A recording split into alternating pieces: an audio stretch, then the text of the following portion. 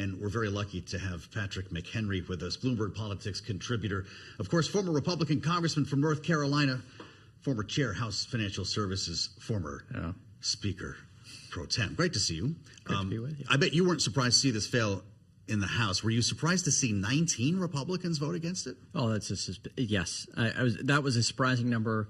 But also, stepping back, where are we in this moment? Yeah. Right?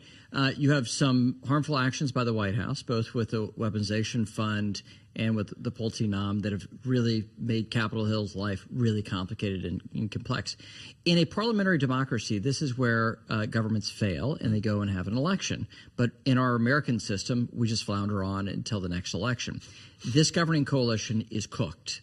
And that's what we're seeing right now. So in the midst of war, one of our primary techniques to ensure that Americans remain safe is through the 702 authority and FISA, and we're going to let it expire to go dark. This is a crazy thing to happen and a very dangerous thing to happen, but that's where the majority is right now in Capitol Hill. Well, you say we're cooked. Is it not President Trump who keeps turning up the temperature on the oven? Couldn't he have just said, you know what, I hear you on Bill Pulte, here's someone else that I'm nominating to serve in a permanent position?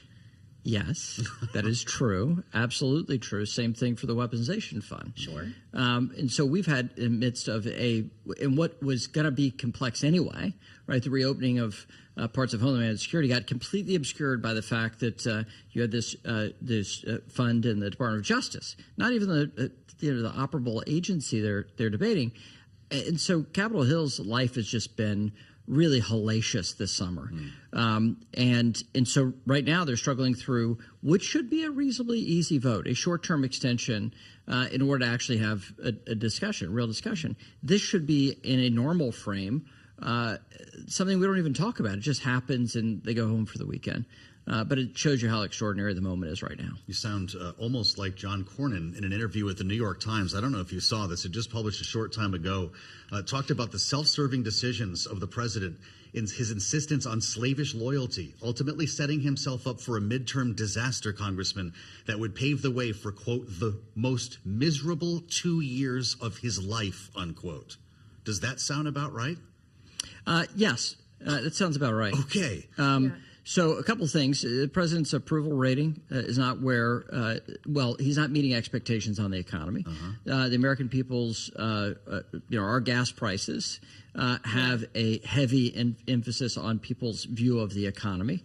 So all this stuff is a really negative, nasty mix for the party in power, and the party in power are my friends in the Republican Party. Something that may help gas prices, or at least is helping lower oil prices right now, is we're seeing stocks shoot higher. We're now up about 1% on the S&P 500 as the president posts on Truth Social that he's canceled the scheduled strikes against Iran. Of course, we've seen this movie before, but the president writes on Truth Social, based on the fact that discussions with the Islamic Republic of Iran have been brought to the highest level of Iranian leadership and approved, I have, as the President of the United States of America, canceled the scheduled strikes and bombings against Iran this evening. Discussions and final points have been, in both concept and great detail, approved by all parties involved, including the United States, Israel, Saudi Arabia, UAE, Qatar, Turkey, Pakistan, Bahrain, Kuwait, Jordan, Egypt, and others. But, he says, Joe, the naval blockade will remain in full force and effect until the transaction is finalized. WTI now down 3%, below $88 a barrel. S&P 500 up 1%, or 85 points. The Dow's up over 700 points now. We're just going to keep doing this? What was the old newspaper adage? Important if true. Okay. Right? I mean, the major announcement, but we see significant announcements. We want to see that there's really beef between these patties, and we haven't really seen that yet. So substantial news. This could have a market impact on the economy, and would be sufficient time where you could see relief at the pumps by the fall, according to all the forecasters that you interview and we watch here on Bloomberg. Sure. This could be a favorable impact for where we sit in October before the midterm. Wow. Well, I'm sure that's happy news for a lot of Republican lawmakers as they consider their own re-elections. Does this nullify further war powers attempts on Capitol Hill? No, because the Congress don't know if it's true. Yes, and Congress still wants to have a say here. We've yet to see a supplemental take shape. We see those talks are continuing with the administration, and the president has a significant request for Department of Defense funding. So each day has an impact on the legislative impact and the funding impact for our war-making capacity. We're going even further here with the president saying the time and place of the signing to be announced shortly. So we've got a deal. Well, remember, he told our colleague Anne-Marie Hordern when traveling back from New York a few days ago that he actually did think a deal could be signed in 2 to 3 days. Right.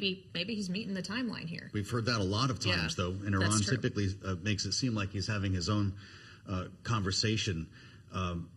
This would be remarkable if true, to your point. If it's not, and we go back to the standoff, at what point does the president lose credibility in calling the ball here over and over again? No, the president still has a massive control over the narrative here. Yeah. And the fact that the president has listed all those countries, all these important countries for a deal with Iran, quite meaningful, the price of oil. The list of countries here have the disproportionate say over that. This is a major piece of news.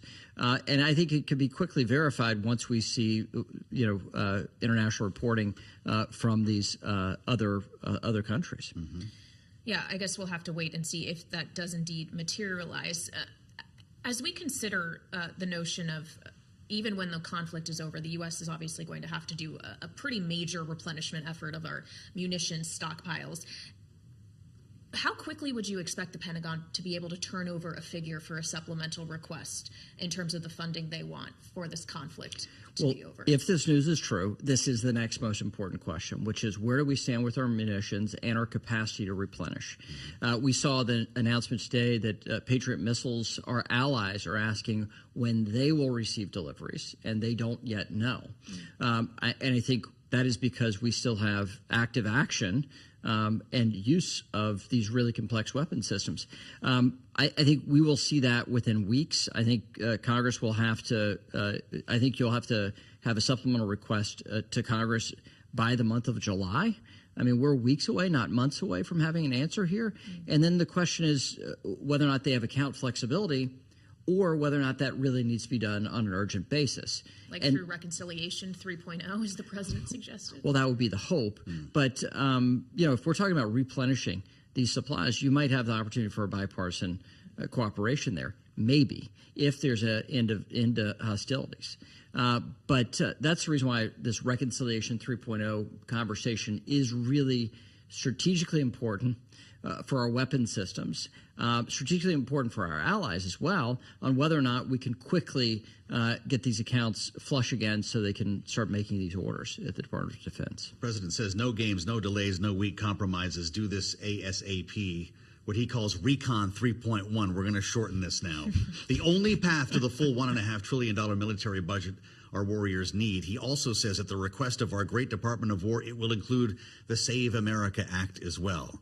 Did he just kill that effort by attaching Save America once again? Well, it failed before because of Senate rules that it cannot be included. That's right. This would be, to step back on that, the Democratic Party tried to end the filibuster to nationalize our election laws during the Biden administration. They tried on 2 attempts. Now we see a Republican effort on Capitol Hill to do the same thing, to nationalize our election laws. There's skepticism now in the Democratic Party. And so both parties have flipped positions on using reconciliation and nationalizing election laws just in a very quick period of time. Life in the majority.